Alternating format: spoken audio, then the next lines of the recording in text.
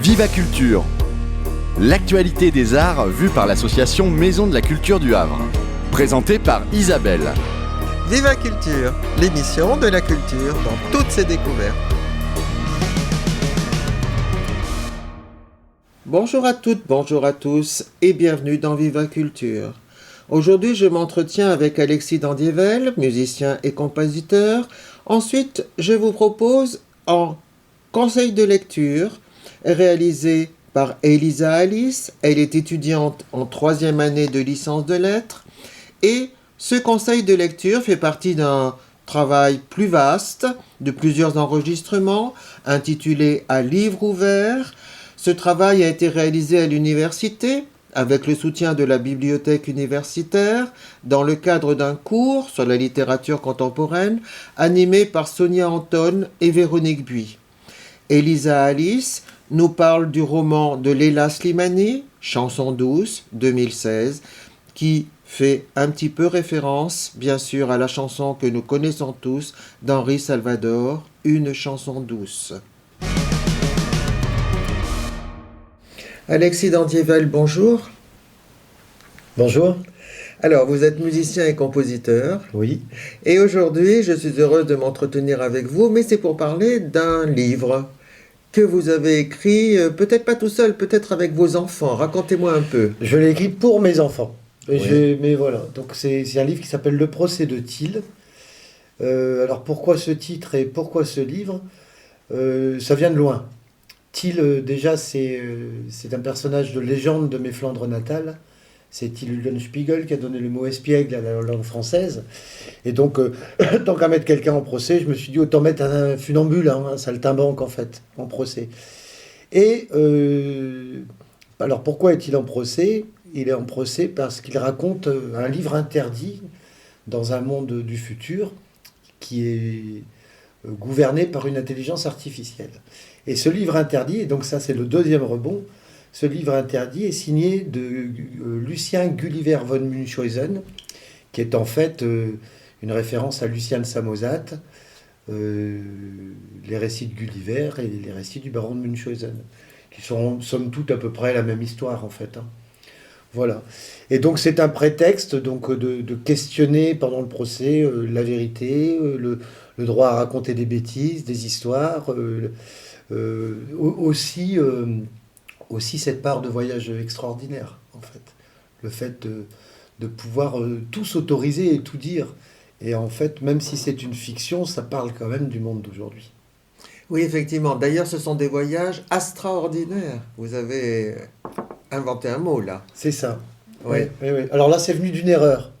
D'une erreur de frappe, et je me suis dit que je la garderais parce que je trouvais ça joli. Exactement. Tout à fait. Il faut préciser aussi peut-être que Thiel est funambule. Et ça a une grande importance, parce que vous utilisez le fil tendu sur lequel il marche et danse comme quelque chose de très très important. Bah oui, donc c'est pas uniquement le fil physique comme font les funambules, mais Thiel revendique la possibilité de pouvoir danser sur le fil des récits. Mhm. En fait, voilà. Et donc, est-ce que c'est autorisé ou non? Et il précise bien qu'il ne peut pas être mis en procès pour ce livre qu'il n'a pas écrit, dont il ne savait pas le caractère interdit. Et donc, il questionnait quand même aussi le pourquoi est-ce que ce livre était interdit, parce qu'il est inoffensif. Oui, Voilà. oui, parce que effectivement, le procès, il faut le préciser aussi, est dirigé par une IA. Oui, c'est l'IA qui est l'IA Mémoire Monde. C'est l'IA qui, en fait, efface, reconstruit les vérités, l'histoire à sa guise, en fait. Voilà. Comme on voit actuellement aux États-Unis d'ailleurs. Il y a un parallèle. Il y a un parallèle. Oui, Hein. tout à fait. Mais oui. Oui. Oui. Et c'est assez joli cette histoire de fil tendu et de danser, parce que ça donne lieu à des inventions, à des images, à des interrogations aussi sur le plaisir qu'on a à la lecture. Ah bah, tout à fait. Je veux dire, lire un livre plutôt que de voir un film, on se construit soi-même ses propres images et c'est toujours ce qu'il y a de plus merveilleux. Alors j'ai la chance, mes enfants sont partis à bien lire. Là. Ils ont enchaîné les Harry Potter, des livres de 1000 pages, donc celui-là est beaucoup plus modeste. Et en fait, on regarde le film après et Et ils me disent, mais quand même, il y avait plus de choses dans le livre. Ah oui. Et c'est très souvent ça. Et je pense que cette possibilité qu'a le livre de se créer soi-même des imaginaires, c'est important. Oui, oui, oui. Voilà. Oui, oui. Surtout que ce qui est amusant, c'est la différence entre le tribunal et Thiel. Le tribunal qui voudrait absolument dire mais c'est faux, mais c'est faux. Et Thiel qui dit bah, bien sûr, c'est de la fiction. Bah, tout à fait. Mais après, quel est le vrai du faux? C'est-à-dire que en racontant un peu n'importe quoi, parce que la extraordinaire histoire, c'est quand même un petit peu n'importe quoi, en fait, on peut aussi, en sous-entendu, critiquer directement le monde et donc le pouvoir en place. Et donc, je prends un exemple très simple, il se retrouve sur la Lune, il rencontre les habitants de la Lune, qui lui demandent d'où il vient, il dit de la Terre, mais c'est n'importe quoi qu'ils disent les habitants de la Lune, tout le monde sait que la Terre n'est pas habitée. Mais oui. Et il revient sur Terre, et au tribunal, on lui dit, mais c'est n'importe quoi, tout le monde sait que la Lune n'est pas habitée. Mais oui. Au sens où le tribunal prend en fait le récit comme une vérité. Et Exactement. il n'y a plus cette possibilité d'humour, il n'y a plus cette possibilité d'imaginaire. C'est ça. Voilà, c'est ou c'est vrai ou c'est faux. Voilà. Voilà. Oui, oui. Mais il y a quelque chose de plus perfide. Parce qu'à un moment, le procès lui reproche en disant mais là, dans cette invention-là, est-ce que vous ne remettez pas sur le tapis cette idée que le monde n'a pas été créé en 8 jours ou je sais pas, quelque chose comme ça, quoi. Oui, ça questionne aussi. Oui, que l'humanité serait née, la vie serait née dans l'océan. Oui. Voilà, il y a quelque chose Oh, comme bah, ça. on a typiquement affaire à une IA qui est plutôt du genre platiste, négationniste, ah oui, non mais complètement. Complotiste. Et qui comme étant garante de la vérité, c'est elle qui la détient et personne d'autre en fait. Voilà. Voilà, c'est ça. Et donc voilà, ouais, parce qu'en revenant sur la Terre, Oui, la voyant de loin, parce qu'il revient Oui. avec une comète, il dit en fait on pourrait l'appeler la planète mère. Et là ça crée un scandale parce que voilà. ça voudrait dire que la vie serait née dans les océans, etc. etc. Tout à Ah fait. oui, c'est joli ça. Mm, mm. Oui, oui, oui. Alors, ce qui est amusant aussi, ce sont les réactions du public. Parce que le public se presse à ce tribunal et finalement, toutes les paroles ont beaucoup d'importance, ont beaucoup d'influence sur le public. Ah, ben, le public, il suit les choses, hein. Et de temps en temps, pour calmer le jeu, l'IA s'arrange pour créer des fake news. À un moment, il y a des manifestations qui sont calmées comme il faut, avec je ne sais pas combien d'interpellations, Mais oui, de mise de garde à vue, etc. Voilà. oui, oui. Voilà. Oui, Il y a un passage que j'aime particulièrement, c'est quand ils interrogent la compagne de Thiel, qui s'appelle Oui. Nell, Oui, et qui lui disent mais est-ce que vous croyez que ces histoires sont vraies? Et elle leur répond tout simplement mais vous me prenez pour une cruche. exactement. Comment peut-on et en fait c'est comme si on avait une intelligence artificielle qui prenait tout au premier degré Oui. et qui avait l'incapacité d'aller plus loin que ça. Exactement. Ouais. Voilà. Ça, c'est intelligent. Ouais. Et donc l'idée de ce livre c'est aussi de questionner, bah moi c'est pour mes enfants et pour mes neveux et nièces que je l'ai écrit. L'idée c'est aussi qu'ils se posent des questions. Bien sûr. Sans leur servir une vérité, mais qu'ils puissent remettre en cause ce qu'on leur raconte en fait. Bien sûr. Oui. Voilà. Oui, oui. Alors, les titres de journaux aussi, les soirs de procès, c'est très amusant. Oui, bah, notamment suite à l'interpellation de Nel qui disait mais enfin je ne suis pas une cruche. Les titres de journaux, il y en a un, c'est T'en vas la cruche à l'eau. Oui, effectivement. Et des choses comme ça. Oui, je me suis beaucoup amusé. Mais en fait, c'est aussi les réactions primaires, humoristiques aussi de certains titres de journaux, en fait. Oui, c'est ça, c'est ça. Il faudrait que je les retrouve. Des habitants sur la Lune, point d'interrogation. Oui, oui, c'est ça. Où est-ce que je vais trouver? Peut-être au début ou dans les débuts. Oui, parce à chaque fin de procès, on a les journaux qui réagissent, en fait, hein, et qui Voilà. contribuent aussi à créer l'information. En fait. Mais complètement. Et à créer, Et alors, ça ressemble tout à fait à certains titres que nous trouvons nous-mêmes dans la presse. Alors, pendant que je cherche, vous pourriez nous parler des visuels. Alors les visuels, j'ai utilisé une intelligence artificielle qui m'a été conseillée par mon frère qui est informaticien. Et en fait, je l'ai fait en m'amusant avec mes enfants. Alors c'est pas facile à manier, mais on arrive... alors pourquoi il y a des visuels déjà? Parce que mon fils m'a demandé d'en mettre pour que la lecture soit plus facile et pour aider à l'imaginaire. Donc ça aide un peu à l'imaginaire. Et donc j'ai utilisé une intelligence artificielle. Ce qui n'est pas facile, c'est d'écrire les prompts de manière à arriver à quelque chose qui soit cohérent sur le livre et puis qui interpelle. Donc j'ai dû en sortir une centaine et on a fait le tri avec les enfants pour en garder quelques-unes. En fait. C'est un joli travail pour les enfants. Ouais. Oui. Et questionner aussi, ça c'est pas mal, mais ça va pas. Alors comment il faut demander à l'IA pour qu'elle recrée une image qui nous corresponde davantage et voilà. Oui, c'est-à-dire, en fait, il faut être très précis dans sa conception. Il faut être, Oui. on est à l'origine, l'humain est à l'origine du travail de l'IA. C'est ça. C'est Ah ça, c'est pas elle qui impose. Enfin, si, peut-être elle pourrait imposer. Elle peut. Hein, Elle peut. Si vous lui demandez quelque chose de large, elle pourra, en fonction de l'IA utilisée, elle pourra vous proposer à peu près tout et n'importe quoi. Oui. Et si vous êtes précis dans ce que vous demandez, on arrive à quelque chose de... Enfin, moi, je trouve ça joli, esthétique. Oui. Oui. Alors, troublant, évidemment, pour les copains infographes, Oui. bien sûr. Mais c'est ainsi. Oui. Et puis, c'est un peu aussi... comment dire... Ça m'a aussi beaucoup amusé de questionner un monde qui était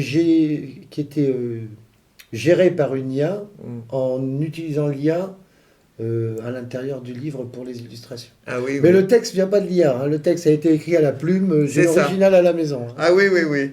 Oui, oui, effectivement. Oui. Donc, pour les titres de journaux, là, je trouve, par exemple, des titres comme on voit sur les premières pages de journaux. Le temps peut-il osciller? Peut-on survivre à un trou noir? Des êtres minuscules, semi-mécaniques, vraiment. Ça, c'était une allusion à Gulliver, Tout à fait. où les petits... Alors, ils n'étaient pas mécaniques. Ils donc n'étaient pas Gulliver. mécaniques, mais Voilà. là, ils sont mécaniques avec un petit dessin rigolo. L'IA, mémoire monde sereine. Till n'aurait-il pas tout inventé? Ou bien... Oui, c'est joli aussi ce qu'il dit sur la corde. Je suis funambule, je ne crée pas la corde, je danse dessus. La corde fut tendue de ce livre improbable que je ne savais interdit, et j'y ai dansé, tant je la trouvais belle et prometteuse. N'est-ce pas étrange de comparer des récits à des cordes de funambule? Je vous propose de démontrer le contraire, la danse sur un fil ne fait pas le fil. Bon, bref, c'est un joli livre hein, qu'on pourrait recommander. Vos enfants ont quel âge? 8 et 10 ans, bientôt 11. Pour la plus Ah grande. oui, Voilà. oui, ils sont encore jeunes. Oui, Ah oui. oui, oui. Bon, je leur ai raconté le soir en plusieurs épisodes Mhm, quand le livre était fini. mhm, Et après, je leur ai offert donc pour les fêtes de fin d'année. mhm. Ils l'ont lu très rapidement. Hein. Ah oui, oui. Voilà. Ouais, j'ai de la Oui, chance oui. de ce côté-là. Ils sont sauvés pour la lecture. Ils en font bien ce qu'ils veulent maintenant. Ah oui, oui, oui, c'est ça. vrai, c'est vrai. Mm. Alors, le deuxième volet de vos talents, on va dire, c'est la musique. Alors là, vous avez été, je crois, très prolifique, très inspiré l'année 2025 pour composer. Oui, étonnamment, c'est comme ça que ça s'est passé. J'ai sorti 6 disques en 2025, donc des choses diverses et variées. Alors, je travaille quand même beaucoup pour la danse, donc il y a des choses qui sont pas forcément des best-sellers, mais qui servent à nourrir des cours de danse. Mhm, Et en général, quand je finis un projet, je le publie en fait. Hein. mhm. Donc quasiment, enfin tout en numérique là cette année. J'ai Oui. pas sorti de disque physique parce que de moins en moins de gens ont des lecteurs Mhm, et puis c'est cher. mhm. En fait, ça a un coût et puis de réussir à les vendre, c'est de plus en plus difficile. Mm. Donc moi, l'idée c'est plutôt le partage quoi en fait. Mhm. Voilà. Et donc dans ces disques, il y en a un qui m'a pris quand même plus de 2 ans Oui. et qui venait d'un questionnement où je voulais absolument changer ma manière de travailler, ma manière de composer, mon approche de la musique, etc. Et donc j'ai investi dans une boîte à rythme, en fait 2, en fait 3, j'en ai revendu depuis. Voilà, et j'ai testé donc cet instrument de musique assez bizarre avec des boutons que l'on doit programmer, sur lesquels on peut interférer. Et j'ai démarré ces musiques par la boîte à rythme. Et l'idée, donc le disque s'appelle Cosmos parce que mon idée c'était un petit peu de réussir en termes d'intention à parler de ces nébuleuses que l'on voit dans l'espace, que les télescopes nous envoient et qui sont des images extraordinaires. Hein. Ah, complètement. Alors, il y a certaines IA qui ont mis en musique les photos des nébuleuses et qui sont des choses extraordinaires. Mhm, Alors moi, j'ai pas utilisé du tout ce genre de choses. mhm. Je suis parti du rythme. je suis passé chez Eden, le magasin de disques vinyles, où j'ai acheté peut-être une vingtaine de disques de musique un peu bizarre, électro, pour m'ouvrir les oreilles, sentir comment ça se passait, notamment pas mal de disques produits en Allemagne, qui sont vraiment superbes. Et c'est plus de la musique ambiante, qu'on dit ambiante, qui est de la musique qui un peu d'atmosphère, etc. Et donc je suis arrivé, donc après la boîte à rythme, j'ai mis quelques instruments, notamment des claviers, des ambiances, pour créer un peu des dramaturgies. Et j'avais l'idée dès le départ de 4 morceaux de 10 minutes chacun, pour éventuellement sortir un vinyle au cas où plus tard. Quand j'ai eu fini ça, j'ai envoyé ça à mon frère, avec qui on travaille de temps en temps, qui habite à Nîmes, et qui est jazzman, et qui fait du saxophone et de la clarinette basse. Et un an après, donc ça a pris le temps, il m'a envoyé ses propositions qu'il avait enregistrées sur ma musique. Et c'était extraordinaire. Ah oui. Ah, ouais. Alors il m'a dit qu'il n'hésite pas à éditer pour pas... Il y en a trop, donc j'ai choisi vraiment les bons passages, etc. Et quand j'ai eu ça, j'ai fait écouter ça à une copine, à Estelle Bigler, qui est prof de batterie à Ponto de Mer, qui m'a dit mais j'ai envie de jouer dessus. Donc je suis passé à Ponto de Mer et puis elle a joué dessus. Et quand j'ai eu la batterie en plus, j'ai même retiré une partie des boîtes à rythme et ça prenait un vivant complètement fou. Ah oui, c'est ça. Et là, François Fuchs, qui était l'ancien prof de contrebasse de ma fille, m'a dit mais moi je veux bien mettre la contrebasse. Et il est venu à la maison pour enregistrer la contrebasse et il n'a utilisé que des techniques modernes. Pas du tout du jeu classique, plutôt de la contrebasse sous forme de boîte à bruit, même carrément d'harmonique, etc. Oui. Et qui a donné. Et donc, quand j'ai eu tout ça, je me suis mis à mixer. Ah, voilà. Et ça a donné Cosmos. Et c'est Ah oui. c'est incroyable. Ah oui, c'est une façon différente de composer parce que vous êtes vous-même instrumentiste. Oui. Et instrumentiste très, très compétent, enfin je veux dire très Oui. doué. Moins que les gens qui ont joué sur mon disque. Je suis plus là, force de proposition, en fait, si vous voulez. Ouais. En fait, en musique, je me suis rendu compte dès l'âge de 20 ans que j'étais plus doué pour composer que pour être instrumentiste. Donc évidemment, je joue de la musique parce que j'aime bien, mais l'essentiel du temps que je passe en musique, c'est de la composition. Et donc je pense l'ensemble. Ah c'est ça. Voilà. Pareil, donc là, les 3 musiciens ont joué et c'est moi qui ai choisi où était quoi, etc. Voilà. En fait, voilà, c'est ça. Oui. Et j'avais proposé au départ quelque chose qui laissait la place, donc qui ne remplissait pas tout de manière à ce que d'autres puissent se mettre dessus. C'est ça. Et toujours en accord avec le titre, Cosmos. Ah oui, les titres des morceaux, c'est Cosmos 1, Cosmos 2, Cosmos 3 et Cosmos 4. Voilà.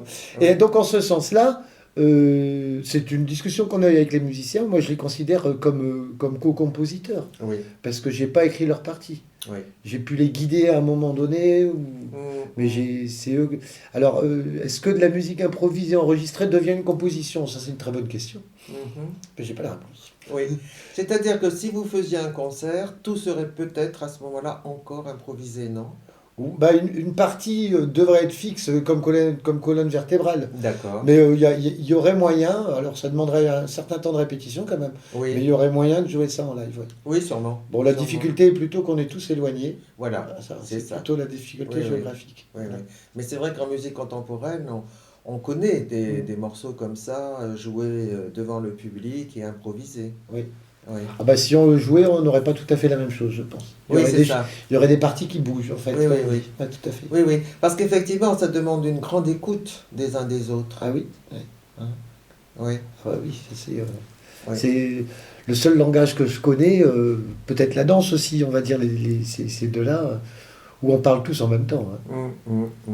Et donc, pour que ça reste compréhensible, il faut que chacun parle silencieusement. Ah oui, c'est ça. Oui, oui.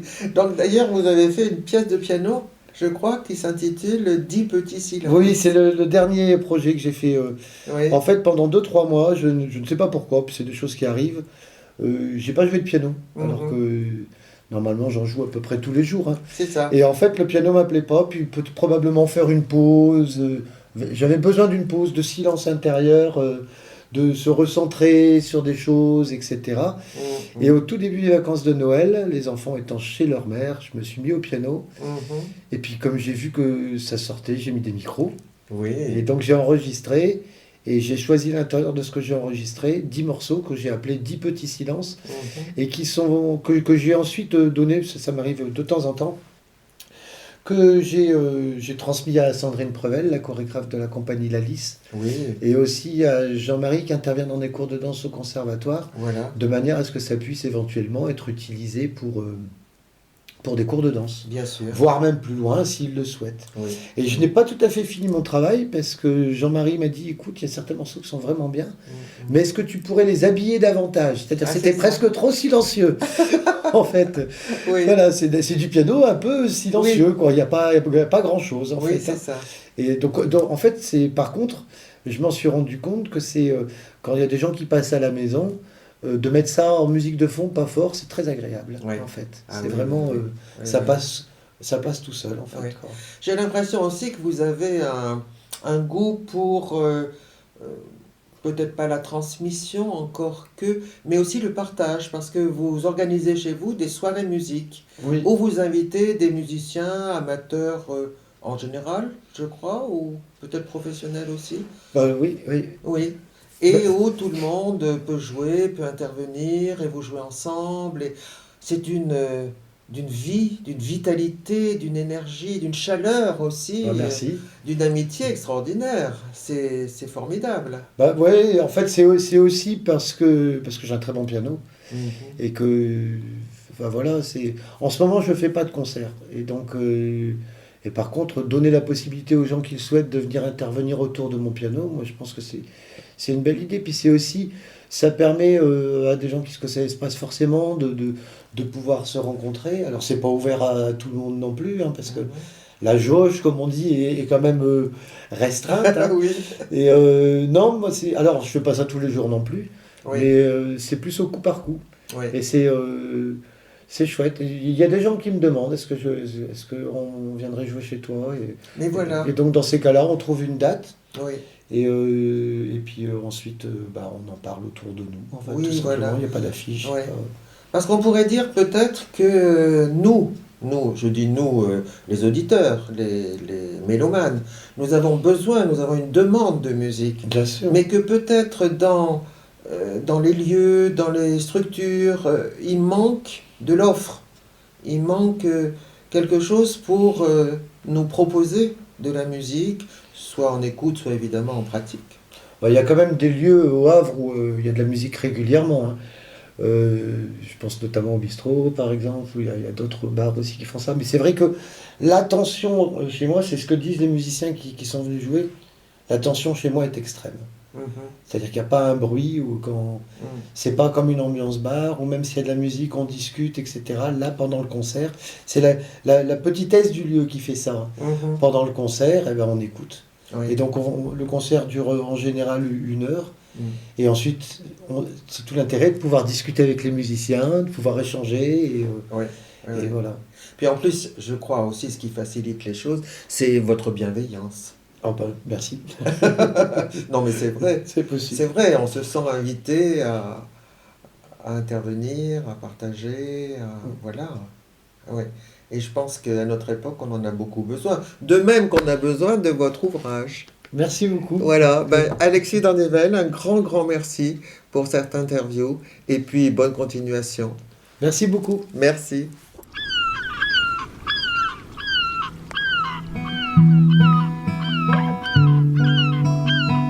À livre ouvert.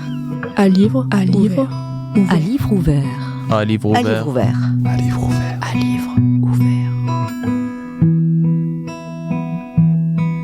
Une émission littéraire des étudiants de lettres de l'Université du Havre.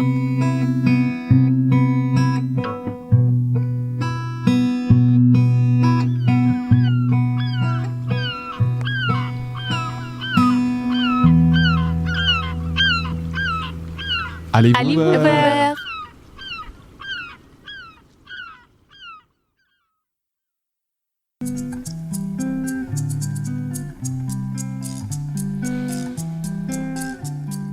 Une chanson douce que me chantait ma maman. Le bébé est mort. Il a suffi de quelques secondes. C'est par cette phrase glaçante que s'ouvre le roman de Leila Slimani, Chanson douce. Dans un style acéré, l'auteur nous plonge dans l'intimité d'un couple, d'une famille, d'un huis clos, où tout bascule à l'arrivée de Louise, la nounou. Le destin funeste de la famille est scellé dès les premières lignes. Mais l'auteur nous tient en haleine, en nous rendant témoins de l'éclosion de la folie meurtrière de la nounou. Et voilà que le lecteur finit par traquer les indices et les flashbacks, pour comprendre ce qui a mené à cet acte innommable, tiré d'un fait divers glaçant. L'assassinat de 2 enfants par leur nounou. Dans ces critiques sociales bien ficelées, où la parentalité sert de décor, l'auteur confronte 2 forces que tout oppose. D'un côté, ce jeune couple de bobos parisiens, trop carriéristes, dira-t-on, pour éduquer ses enfants à temps plein.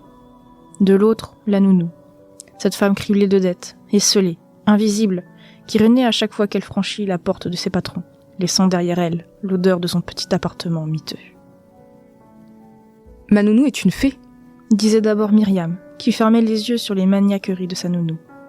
Puis le malaise s'installe, et bientôt l'antipathie prend le dessus. Elle est si parfaite, si délicate, que j'en ressens une forme d'écœurement. Avouera Paul, le père des enfants. Mais comment congédier la nounou que l'on emmène en vacances et que l'on invite au dîner entre amis? Comment se débarrasser de celle qui fait nos lits et range nos sous-vêtements? Dans ce microcosme, Leïla Slimani met en lumière les rapports de force qui subsistent au sein des classes sociales. Au fil des pages, l'auteur dévoile la fêlure profonde de cette étrangère devenue mère et nous plonge dans les profondeurs abyssales de la psychologie humaine. Il faut que quelqu'un meure. Il faut que quelqu'un meure pour que nous soyons heureux.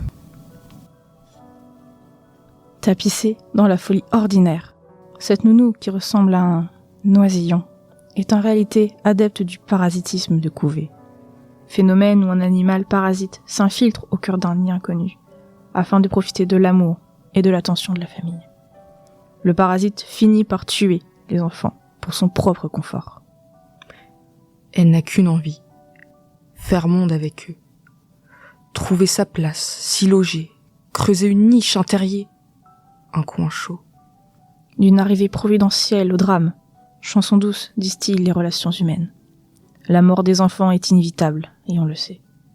Mais on veut l'en empêcher. On veut crier, on veut les sauver.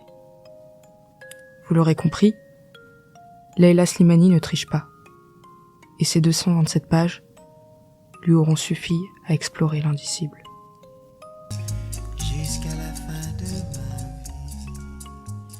vie. Vous venez d'entendre Viva Culture, une émission proposée par l'association Maison de la Culture du Havre, présentée par Isabelle Royer, réalisée grâce à Margot Poutavi. À notre agenda culturel, notez un seul en scène au THV, mercredi 28 janvier 2026 à 19h30. Le spectacle s'appelle Craquage. Tout explose, les frustrations, les non-dits, les émotions à vivre. C'est un spectacle drôle, proposé par Maria Mézadorian. C'est un spectacle poignant, furieusement humain et qui fait du bien. Tout le monde peut craquer et effectivement ici, chacun est entraîné dans un vertige où il perd les pédales. Sinon, évidemment, je vous invite à nous rejoindre. Je vous donnerai bientôt des nouvelles de notre Bistro Culture qui nous réjouit toujours, qui nous permet d'échanger entre nous notre ressenti, nos émotions face aux spectacles, aux expositions, aux conférences auxquelles nous avons assisté. Et bien sûr, vous serez bienvenus. Adhérez, réadhérez grâce à notre site. C'est facile avec Hello Asso. À bientôt, bonne semaine. Au revoir.